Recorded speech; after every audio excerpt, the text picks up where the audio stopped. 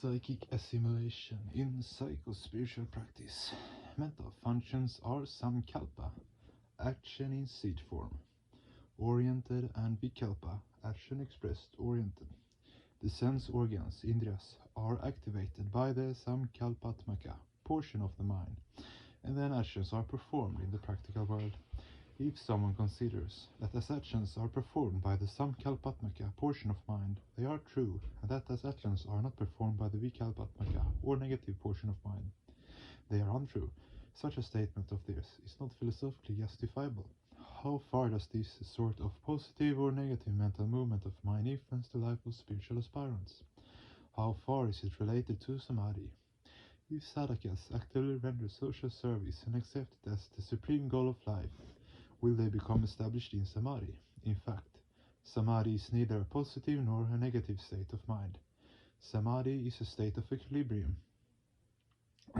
When the surface of water remains smooth and unruffled by the wind, we may call it a state of equilibrium. If the outer surface of turbulent water is some kalpatmaka, or positive aspect of mind, then the current below the surface should be called a negative aspect. When a state of equilibrium is attained, the upper surface and the lower currents of the mind attain parallelism. In the course of their agitated movement, the samkalpatmaka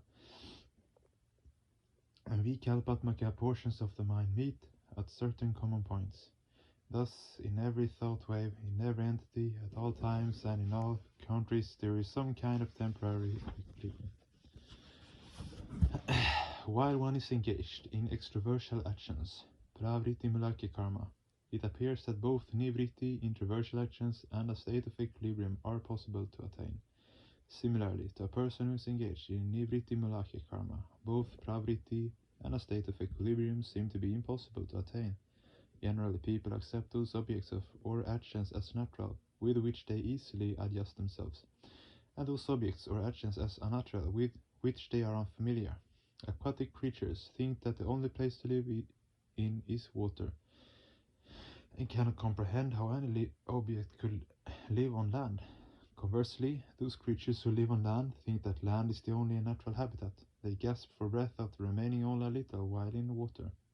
This is nature's arrangement. No question of free choice arises here. People who try to bring their minds to a state of equilibrium find that a tranquil mental flow is something quite natural. For them, pravritti and nivritti, that is, extroversial and introversial states of mind, are something unnatural. The path of pravritti and nivritti depend upon the mundane propensities. Neither of them leads to psychic balance.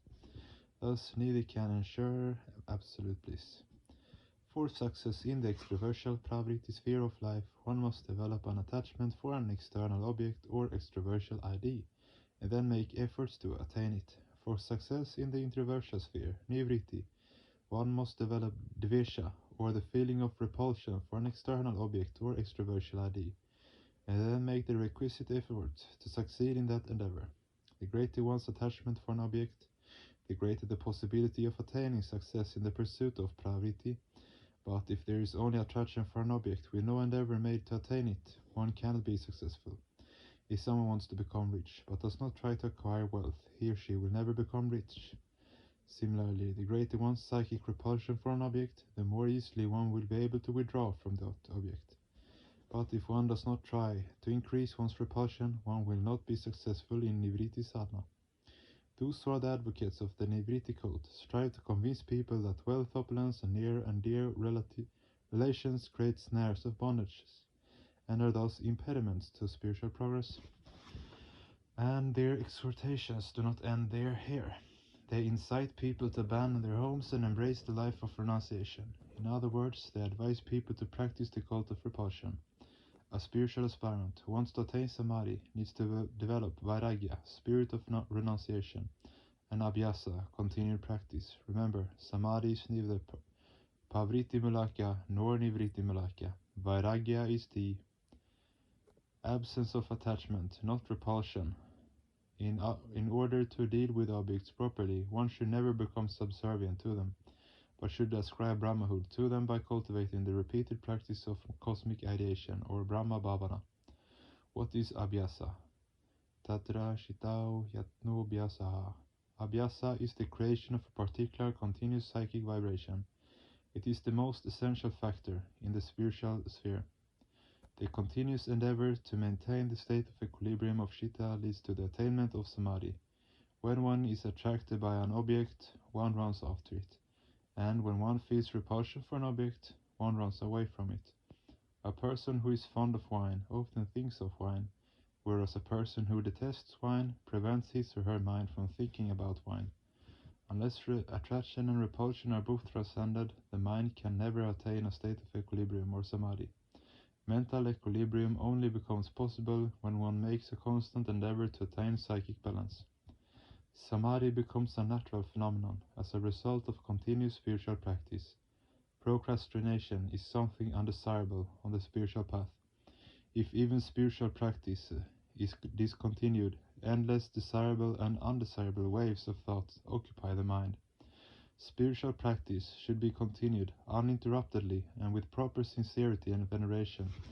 Otherwise, Samadhi will forever remain a theoretical subject of philosophy, never entering the periphery of practical realization.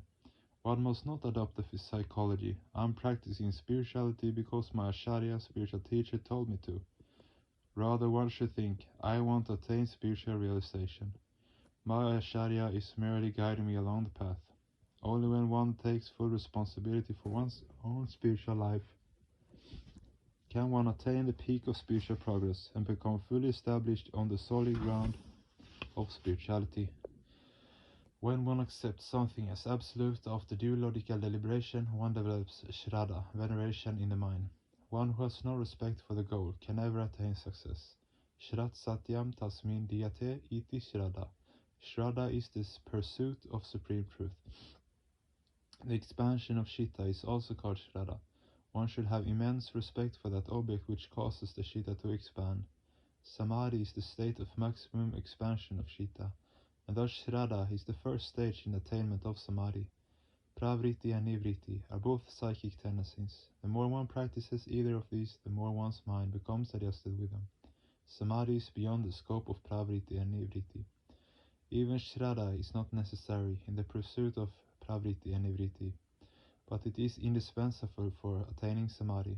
Sometimes an undesirable thought blocks the smooth unidirectional flow of the mind along the spiritual path. When this occurs, virya or spiritual vigor, a special type of psychic power, is required to dispel the negative thought. Spiritual vigor arises as a result of shraddha.